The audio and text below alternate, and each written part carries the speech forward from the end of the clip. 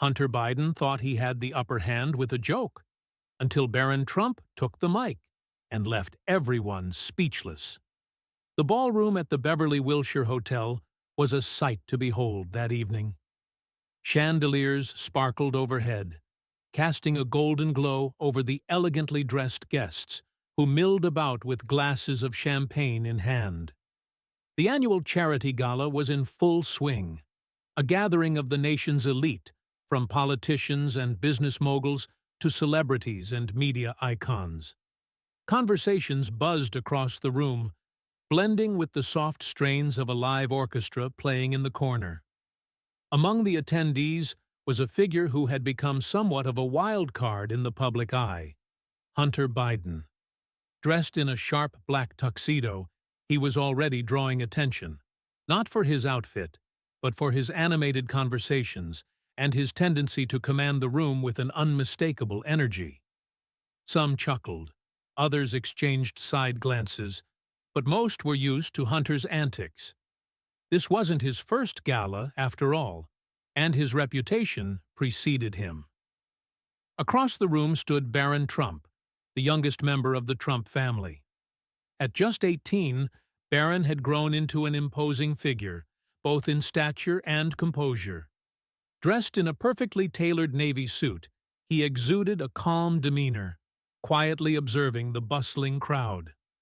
Despite the occasional whispers about his presence, he stayed out of the spotlight, conversing politely with a few guests who approached him. The evening's program was moving along smoothly. Silent auctions, heartfelt speeches, and musical performances peppered the night. Yet, as the MC announced an impromptu, light-hearted segment where select guests could share jokes and anecdotes, a ripple of excitement and trepidation spread through the crowd. It was a tradition meant to break the ice and lighten the atmosphere, but in a room filled with larger-than-life personalities, it always carried the risk of unexpected drama. Hunter Biden took the microphone first. With his signature smirk and confident stride, he made his way to the stage, the spotlight following him. A few scattered cheers erupted, mingled with hesitant applause. Hunter was known for his sharp tongue, and tonight he seemed particularly eager to entertain. But as the microphone crackled in his hand and he began speaking, there was a palpable sense of anticipation in the air. People leaned in, curious and cautious, wondering where he'd direct his humor. Hunter started strong, cracking a few harmless jokes about the absurdities of high society and the extravagance of the event. The room chuckled, the kind of polite laughter you'd expect at a formal affair. But soon, his tone shifted, taking on a sharper edge. He leaned into the microphone, his voice carrying a mischievous lilt. "You know," he began, his eyes scanning the crowd, "it's not every day you get to share a room with such, towering legacies." The audience tensed, unsure of where this was going. Take young Barron Trump over there, for instance. Heads turned, and all eyes were suddenly on Barron, who stood quietly near a table at the back of the room. His expression didn't waver, but the spotlight Hunter had just shone on him was unmistakable. "Kid's got it all, doesn't he?" Hunter continued, a faint smirk playing on his lips. "Tall, handsome, born into one of the most famous families in the world.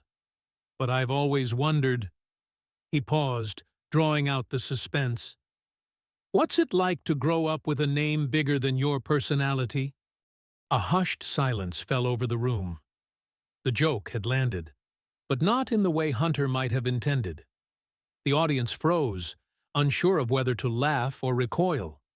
Some exchanged uneasy glances, others focused intently on Barron, waiting for his reaction. Barron, however, didn't flinch. He remained rooted in place, his face a mask of calm. The tension in the room was electric, as if the collective air had been sucked out. Hunter, sensing the discomfort, tried to laugh it off. "Come on, folks, it's all in good fun," he said, raising his glass in mock cheer. But the crowd wasn't laughing. If anything, The room had turned colder. And then Barron moved. Slowly, deliberately, he stepped forward, making his way through the throng of guests with an air of unshakable confidence. The crowd parted for him instinctively, creating a path toward the stage. It was as if the entire gala was holding its breath, waiting for what would come next. Barron's strides were measured, his posture impeccable, his expression unreadable. The room seemed frozen in time, every gaze fixed on him. For a teenager, his presence was commanding, almost unnerving. Guests whispered to one another, their murmurs carrying a mix of curiosity and unease. Hunter, still clutching the microphone, watched Barron's approach with an amused grin, clearly expecting to maintain the upper hand. "Well, this is unexpected," Hunter quipped, his voice laced with faint charm. "The young Trump himself graces us with a response." As Barron reached the front of the room, he didn't immediately grab the microphone. Instead, he took a moment to stand there, his tall frame silhouetted against the stage lights. The silence was almost deafening. Finally, Barron extended his hand, and Hunter, perhaps more flustered than he let on, handed him the microphone. The room collectively held its breath as Barron stepped onto the stage. His gaze swept across the audience, not hurried, not hesitant, just calm and deliberate. When he finally spoke, his voice was steady, smooth, and surprisingly deep for his age. "First of all," he began, "thank you, Mr. Biden, for your generous words." The audience chuckled softly, appreciating the subtle sarcasm in his tone. He continued, "It's funny you mention legacies and personalities, because I've always believed that a legacy is what you leave behind when people forget your name. It's about how you treat others, how you carry yourself, and whether you can look in the mirror at the end of the day and say, 'I did something good.'" The words hung in the air, profound and precise. Hunter's grin faltered slightly, his bravado visibly waning. Barron turned to him, his expression calm but piercing. "And if there's one thing my parents taught me, it's that your actions speak louder than anything else. So maybe instead of trying to make people laugh at someone else's expense, we should focus on lifting people up."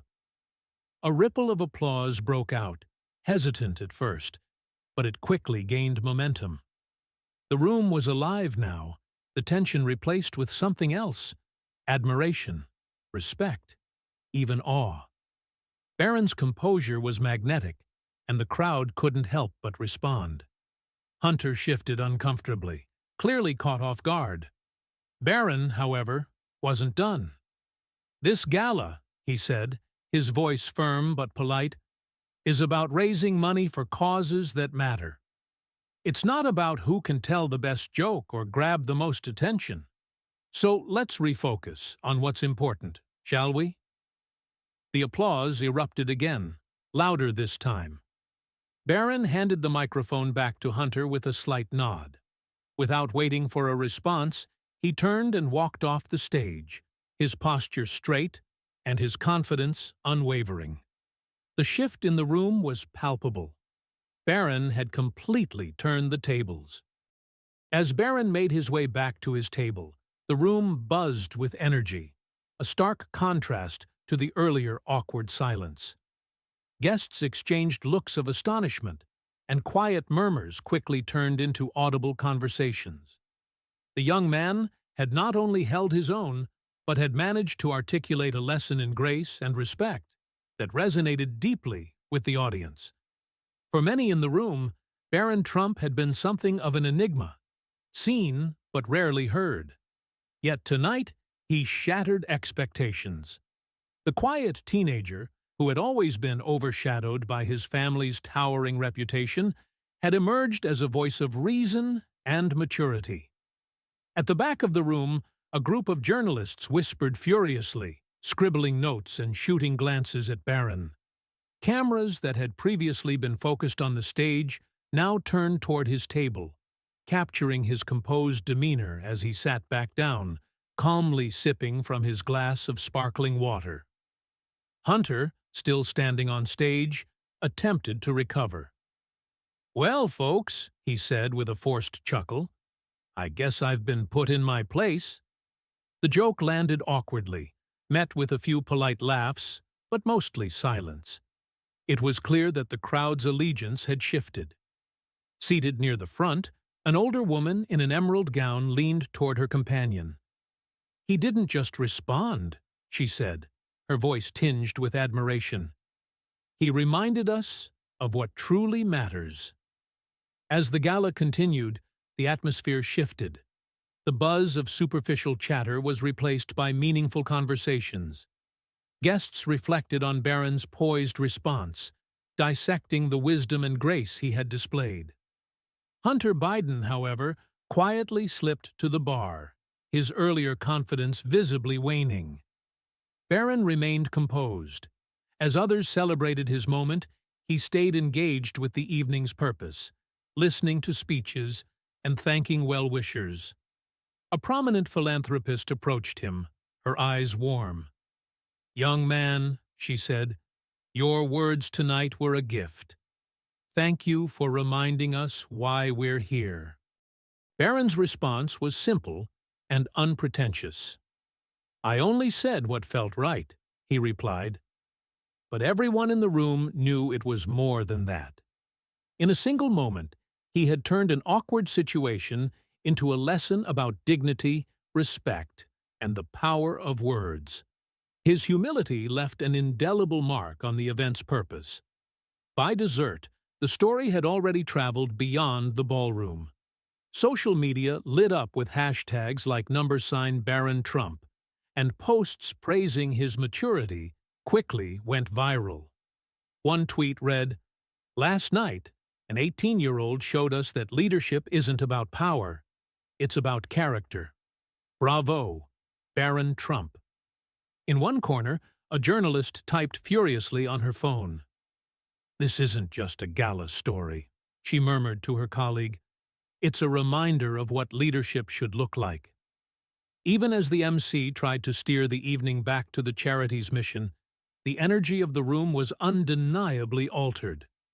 Barron's words had overshadowed even the high-profile auction items and million-dollar donations. Across the room, Hunter Biden sat quietly, his demeanor subdued. Whatever he felt, regret, surprise, or both, remained unreadable. By the evening's end, Barron's composure had become the defining memory. Conversations weren't about chandeliers or celebrity sightings, but about the young man who had reminded everyone of the power of integrity. As Barron made his way to the exit, a nervous young guest approached him. "You've inspired me," the young man said hesitantly. Barron paused, extending his hand. "We all have the ability to make an impact," he replied. "Start small, stay consistent, and keep moving forward." The next morning, the gala's events dominated headlines. News outlets celebrated Barron's maturity, while social media platforms buzzed with praise. Schools and organizations began sharing clips of his response as a teaching tool for lessons in respect and leadership. Donations to the gala's cause surged, many accompanied by notes citing Barron's words as inspiration. When asked later about the night, Barron shrugged humbly. "I just spoke what I believe," he said, and therein lay the true lesson. Leadership is not about the grand stage, but about standing firm in your values, no matter who is watching. What do you think about Barron's actions? Let us know in the comments below. Don't forget to like this story, subscribe for more inspiring content, and share it with your friends. Together, let's spread the message of character and compassion.